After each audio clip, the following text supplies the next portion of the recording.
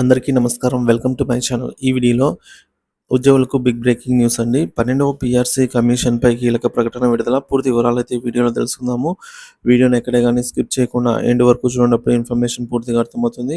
అలాగే వీడియో చూస్తున్న ప్రతి ఒక్కరు వీడియోకి ఒక లైక్ చేయండి. వీడియోని తోటి ఉద్యోగ పెన్షనర్ మిత్రులతో అయితే షేర్ చేయండి. కొత్తగా మన ఛానల్ చూస్తున్నవారు సబ్స్క్రైబ్ చేసుకున్నట్లయితే దయచేసి మన ఛానల్‌ని సబ్స్క్రైబ్ చేసుకోండి. దీని ద్వారా నేను చేసే లేటెస్ట్ వీడియోస్ అన్నీ మీ వరకు రీచ్ అవుతాయి. ఇక ఆలస్యం చేయకుండా మనం వీడియోలోకి అయితే వెళ్ళిపోదాము. ఫ్రెండ్స్, ఇక విషయానికి వచ్చినట్లయితే గత ప్రభుత్వంలో 12వ పీఆర్సీకి సంబంధించి కమిషన్‌ను నియమించిన మాట వాస్తవమే. కానీ ఆ కమిషన్‌కి సంబంధించి అదంతా ఆహ్, వర్కౌట్ అవ్వలేదనమాట. సో, ఉద్యోగులకు సంబంధించి కొత్తగా 12వ పీఆర్సీ కోసము సంబంధించి కమిషన్ అయితే నియమించాల్సిన అవసరం అయితే ఉంది.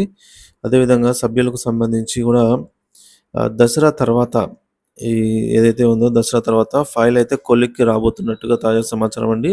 సో, మొత్తానికైతే ఈ 12వ పీఆర్సీకి సంబంధించి కమిషన్‌ను నియమించాలి అనే ప్రభుత్వము ధోరణిలో ఉన్నది, ఆలోచనలో ఉన్నదనమాట. సో, కాబట్టి ఏపీ రాష్ట్ర వ్యాప్తంగా ఉద్యోగ పెన్షన్‌లకు సంబంధించి ఏదైతే పీఆర్సీకి సంబంధించి కమిషన్ వేసినప్పటికీ అదంతా తూతూ మంత్రంగానే అనిపించడంతో దానికి సంబంధించి పీఆర్సీ కమిషన్ అయితే మళ్ళీ కమిషన్ వేసి సభ్యులకు వివరాలైతే కరెక్ట్‌గా ఇచ్చే వరకు నమ్మకాలు లేని పరిస్థితి అయితే నేడు ఉద్యోగ పెన్షన్‌లో అయితే నెలకొందనమాట. సో, ఈ నేపథ్యంలో దసరా పండుగ సందర్భంగా పీఆర్సీ కమిషన్‌ను అదేవిధంగా దానికి సంబంధించి సభ్యులు వారందరినీ కూడా విధులకు కరెక్ట్‌గా అన్నీ ఒకేసారి ఇంప్లిమెంట్ చేసే విధంగా తీసుకొచ్చేందుకు రాష్ట్ర ప్రభుత్వం కసరత్తు చేస్తోంది. సో, ఈ విధంగా రాష్ట్రంలో మనం చూసుకున్నట్లయితే దసరాకు సంబంధించి 12వ పీఆర్సీ కమిషన్‌ను మొత్తానికైతే నియమించే యోచనలో ప్రభుత్వం ఉన్నట్టు తెలుస్తుందండి. సో, 12థ్ పీఆర్సీ అనేది మనకు ఈరోజు కమిషన్‌ను నియమించినా కూడా ఈ దసరాకి. సో, ఒకవేళ సెప్టెంబర్ లేదా అక్టోబర్ మాసంలో నియమించినా కూడా అది 2025 అక్టోబర్‌కి అయితే నివేదిక అనేది మనకు రావడం అయితే జరుగుతుందనమాట. సో, ఈ నివేదిక ఆధారంగా ప్రభుత్వము 2026 జనవరి నుంచి అట్లా అయితే ఈ 12థ్ పీఆర్సీని అయితే అమలు చేసే అవకాశం ఉండబోతోంది. కానీ ఈ వరకైతే మధ్యలో ఈ ఏదైతే గ్యాప్ ఉందో 1 ఇయర్ అబోవ్, సో, ఈ లోపల ఐఆర్‌ని కూడా ఇవ్వాలి. సో, కాబట్టి ఈ ఐఆర్ అనేది ఉద్యోగ పెన్షనర్స్ 35% కోరడం జరిగింది. కానీ ప్రభుత్వము 10 నుంచో 20% అంతే ఇస్తుందని చెప్పేసి కొంతమంది విశ్లేషకులు చెప్తూ ఉన్నారు.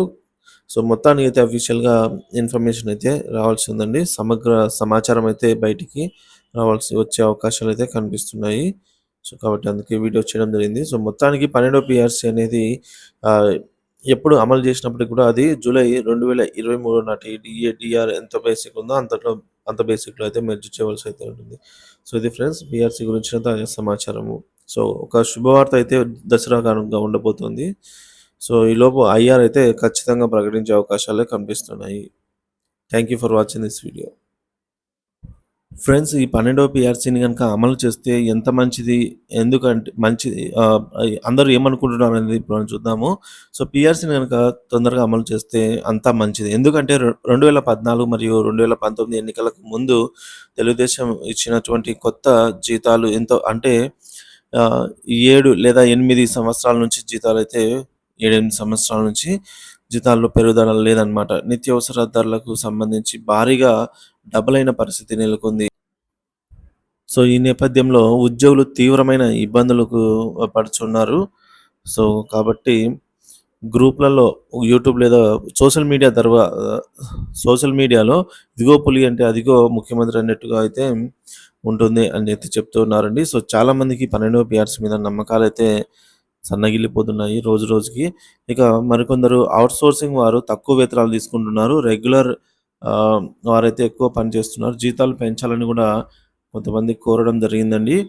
సో, ఈ విధంగా రెగ్యులర్ వాళ్ళు మరీ ఘోరం, ఏమి చేయట్లేదు. అంతా కాంట్రాక్ట్ ఔట్‌సోర్సింగ్ వాళ్ళతోనే చేయిస్తున్నారు. అటెండర్లు అసలు ఉత్తుత్తిగానే కూర్చుంటున్నారని కూడా కొంతమంది ఈ విధంగా చెప్పుకొస్తున్నారండి. సో, వాస్తవానికి చూసినా కూడా ఔట్‌సోర్సింగ్ వాళ్ళ మీద బర్డెన్ అయితే ఎక్కువ ఉంటుంది. ఇది అందరికీ తెలిసిన విషయమే అండి. ఇందులో దాపరికం ఏం లేదు.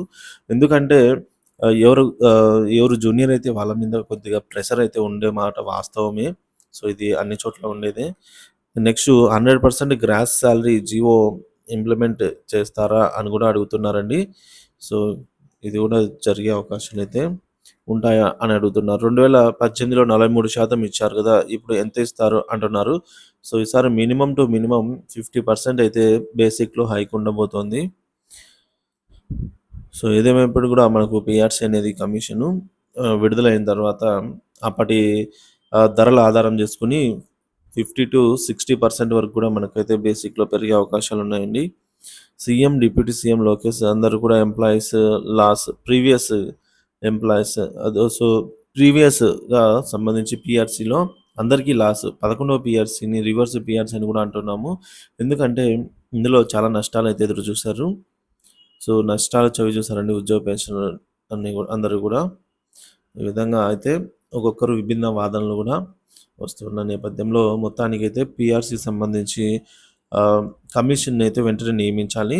దానికి సంబంధించినటువంటి ఐఆర్ ఈ మధ్య కాలంలో మనకు ఏదైతే ఈ పీరియడ్ ఉందో, ఈ పీరియడ్‌లో మనకు ఐఆర్ అయితే గరిష్టంగా 35% ఇవ్వాలని చెప్పేసి ఉద్యోగులంతా కోరుతున్నారు. ఇది friends video. Thank you for watching this video.